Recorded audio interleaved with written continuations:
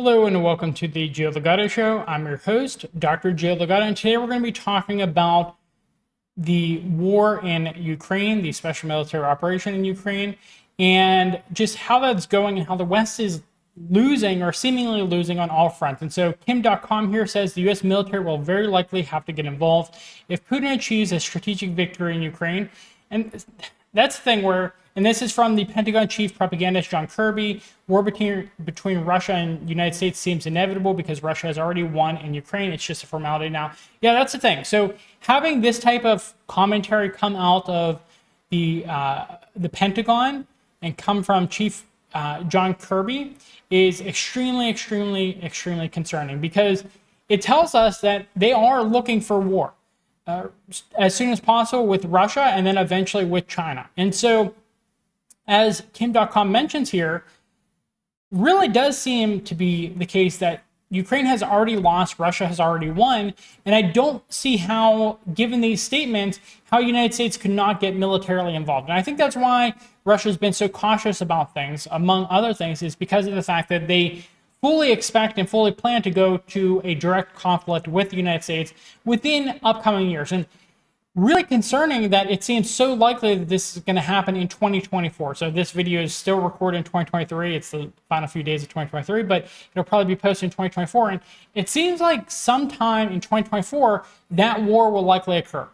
Particularly if Joe Biden is reelected. It's so up in the air about whether Joe Biden or former President Trump are going to be the next president, because they're trying as much as possible to get Donald Trump off the ballot. So that's what a democracy is like, apparently. They're trying to get him off the ballot, and he's far more popular than Joe Biden at this point. So I don't know if they're going to, are they going to try to rig the election if they can't get Donald Trump arrested, if they can't get him barred from running for election? What are they going to do? Because they really want this war with Russia so they could eventually encircle China and have war with China. And so I don't know if Donald Trump's actually going to do that, because I think he would probably focus more on Israel. Whereas Joe Biden seems, if we can believe John Kirby here, Joe Biden seems like he would absolutely go to war with Russia once it becomes very clear to everyone that Russia has won in Ukraine.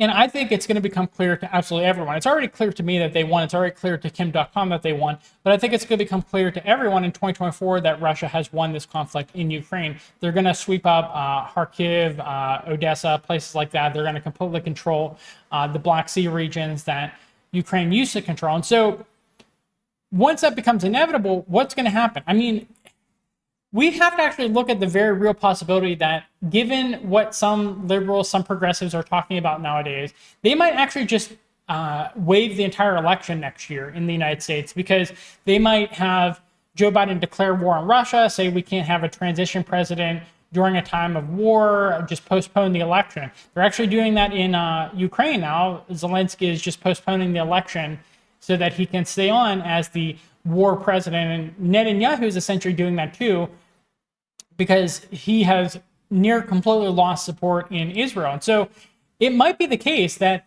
given what John Kirby's talking about, that Joe Biden might just push off elections. They might bar former President Donald Trump from running. They might get him arrested. There's so many different possibilities right now, but they're really clearly trying to foment this war with Russia.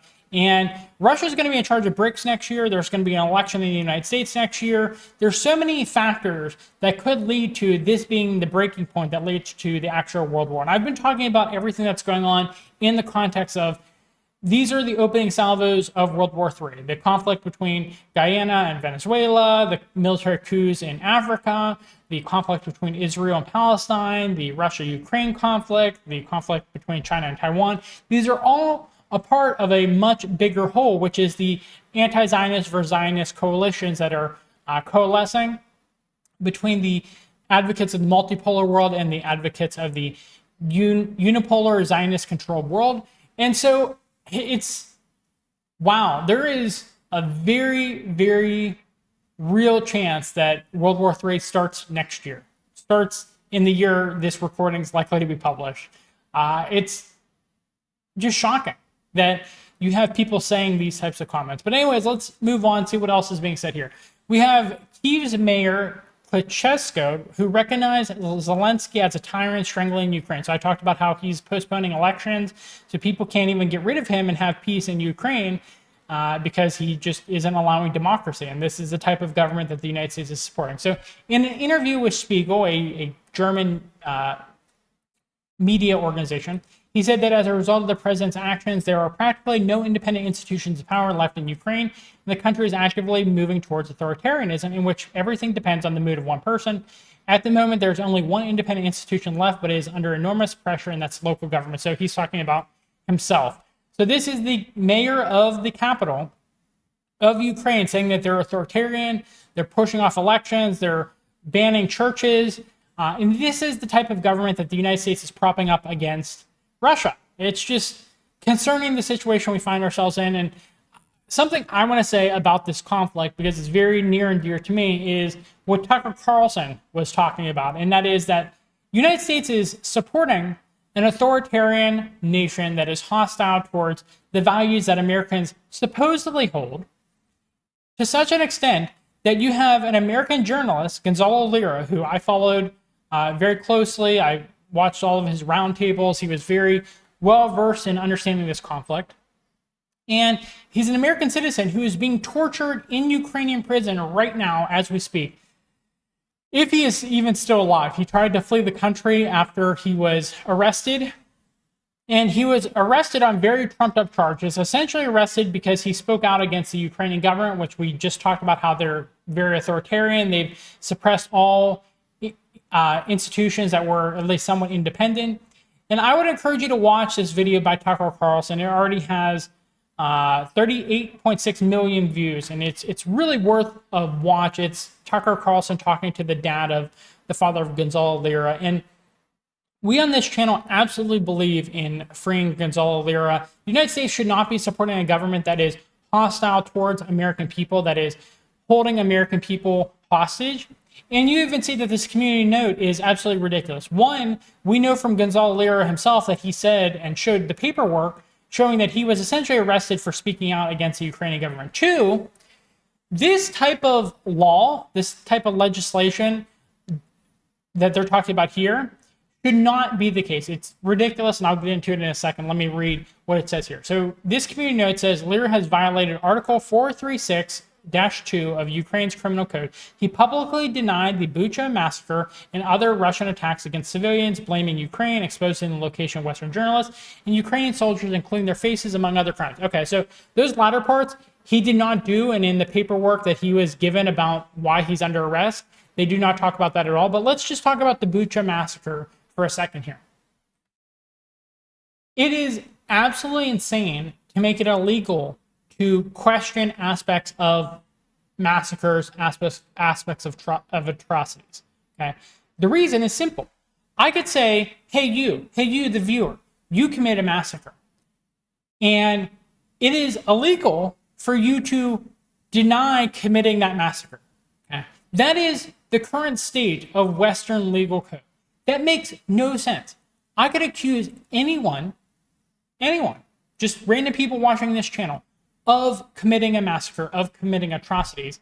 And if the government says that atrocity actually occurred, you can be criminally liable for denying that atrocity. Okay? That obviously absolutely ridiculous.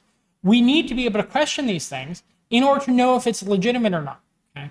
Because the government could fabricate atrocities, which they've absolutely done in the past. We have documentation of that. Okay?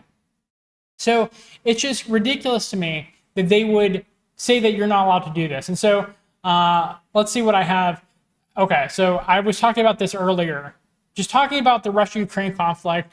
And we see that the United States is just kind of on the back foot in every regard, and Russia's winning. And the United States says it's going to intervene if Ukraine looks like it's losing. And I talked about how 2024 is shaping up to be such an important year because of the United States election, but also because Russia is in charge of BRICS. And we see here that Pakistan is likely to join BRICS in 2024 when Russia is in charge of BRICS. And so Russia is going to use its special right as the host country to approve Pakistan's bid to join the BRICS union. So that's really, really interesting. And I think they're the only country that could actually get away with that, just because India has a good relationship with them, and I think India would be very upset with the country if they allow Pakistan in.